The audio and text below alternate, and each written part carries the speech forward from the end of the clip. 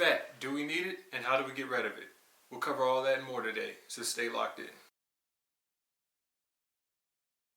Now, who wants to tell us the lesson we learned here? Don't put Twinkies on your pizza. You're here because you want to learn how to get in shape, and we're going to talk about it. So quick recap. We talked about calories, we talked about protein, touched a little bit on diet and exercise, and macronutrients. The three macronutrients: carbs, fats, proteins. So today we're going to talk about fats and why they're important in your diet. Fats, you know, the thing that's in all the foods that make them taste great: donuts, ice cream, candy, pizza. We love it. You can't get away from it. You can't avoid it. I mean, you can, but at the same time, you want to enjoy your diet. You're not here to be a robot eating the same bland foods every day. You want your meals to be enjoyable, and that's okay. But you need to understand fat and the types of fat so you can limit and make better choices with your food. Your body actually needs fats to function properly. The heart-healthy fats your body uses are monounsaturated and polyunsaturated fats. Each provide EFAs, or essential fatty acids, which help regulate different functions in the body. Monounsaturated fats could be found in all types of cooking oils: peanut oil, olive oil, canola oil, the things you use to fry your foods. But why are they important? Monounsaturated fats help lower cholesterol, which prevents things like heart disease and stroke. Polyunsaturated fats also have the same regulating functions, but the main ones to focus on are the omega-3s. If you've never heard of them, usually these are things that you can find in fish oils. Now, the importance of fish oil: this type of fat specifically helps lower inflammation. Why is that important? It's good for your joint health. So if you're in the gym and you're working out and you're getting a really good pump, your joints are going to be getting sore. So if you exercise regularly and you want to maintain good joint health, you should definitely consume good amounts of omega-3s. Think of omega-3s like oil to an engine. If your car doesn't have oil in the engine, you can drive it, but eventually the engine is going to lock up. So you want to make sure it stays lubricated. Now, there's a third fat that I highly recommend you stay away from. Where is it found? In a lot of highly processed foods and a lot of fast food. This is trans fat.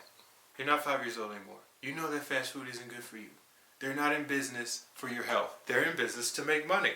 So when you're going through this drive-thru and you're looking at this great big menu trying to think, what can I get that's going to get me in shape? Nothing.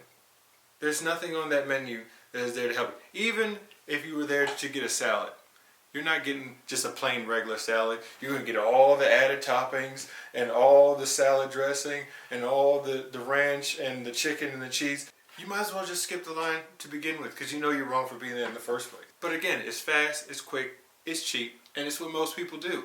But we need to start making better decisions with fats. The trans fat is coming from these foods being reheated multiple times or being cooked in the same oil multiple times. So you're going through this fast food line, you're getting your nuggets, you're getting your fries, cooked in the same grease over and over again. This trans fat is not helping your diet at all. It's just adding more weight gain, and it's not going to give you any nutritional value. So bottom line is, you need fat in your diet to stay healthy, but you just need to limit the amount of fat that you're consuming. Because remember, fat equals calories. Now, fat, as opposed to protein and carbs, is more calorie dense. There is 9 calories for every gram of fat you consume. So think about that. As opposed to protein and carbohydrates will have roughly 4 calories per gram consumed. So these calorie dense foods that you're eating, like donuts and pizza that are high in fat, you're actually getting more calories out of them. That's why they're making you fatter. It's not the fat that's making you fat, it's the calories that's making you fat. So if you're eating foods that are high in fat, you're basically eating foods that are high in calories, so it's adding to more weight gain. So it's something to think about when you're going through that drive-thru, or you're frying your foods, or you're about to enjoy that nice glazed donut. I got it. Everyone needs a treat once in a while.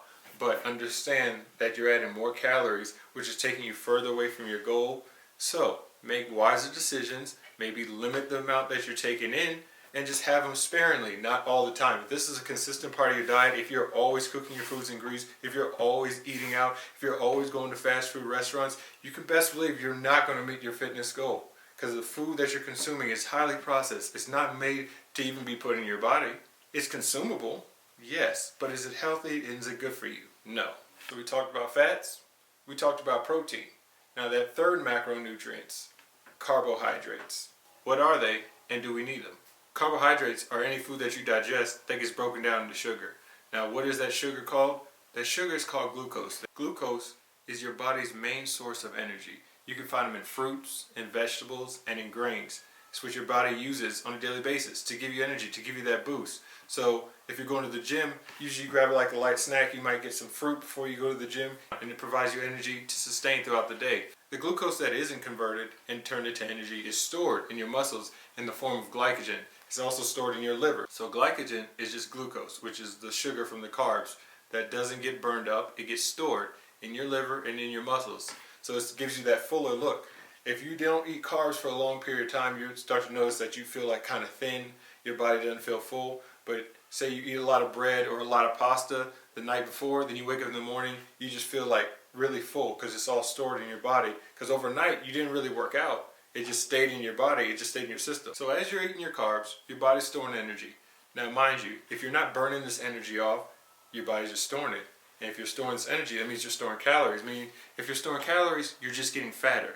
So if you're not going to do any strenuous exercise or any type of workout, don't have a high intake of carbs because it's just wasted energy. You're consuming all this energy for what? You're not even using it. Now there's two types of carbs. You have complex and simple carbs. For example, if you're running a marathon, usually when you're doing a run or an anaerobic activity, they have snacks around like beverages and fruits. They'll have things like oranges or bananas that you can eat. They'll rapidly give you energy that you can use. Now the only problem with simple carbs is that energy is very rapid, it's burned up very quickly.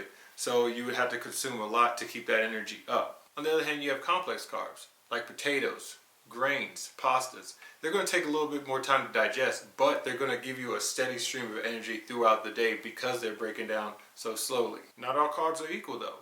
You can also find carbs in junk food. So again, cupcakes, candies, cookies, all have carbs. Yes, they're going to give you energy, but if you eat 10 cookies, you're going to be on a sugar rush, and it's going to give you a lot of energy with an eventual crash.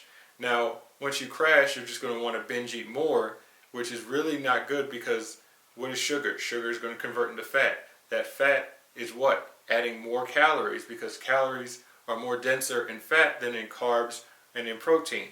So again, your carb source is very important.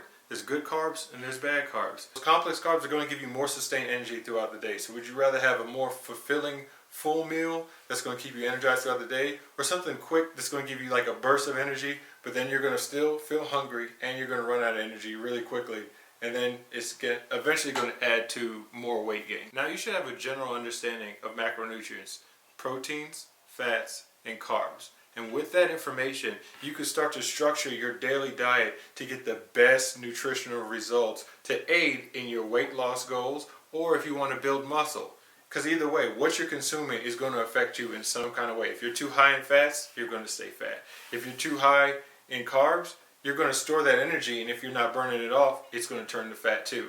Protein, again, you can consume good amounts of protein, but again, I don't think anyone just wants to eat chicken all day long without any other carbs, no bread, no rice, anything like that. So you have to have a healthy balance of each to get all the nutritional benefits. At the end of the day, too much of any food is going to lead to weight gain.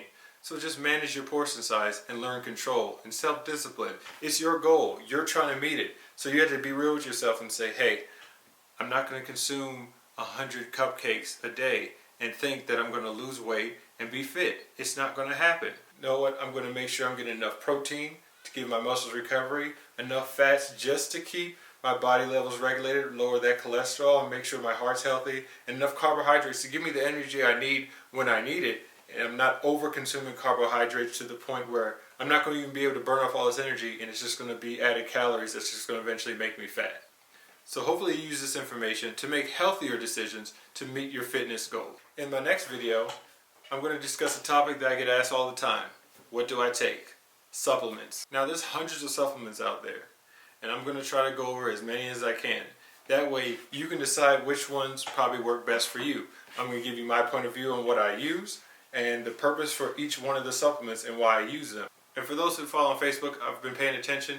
I have a Q&A series coming soon. That way we can answer all the questions that you have that you personally want to know that affects you and your fitness. So stay locked in, subscribe so you can get those notifications. And if you enjoy the video, go ahead and give it a like.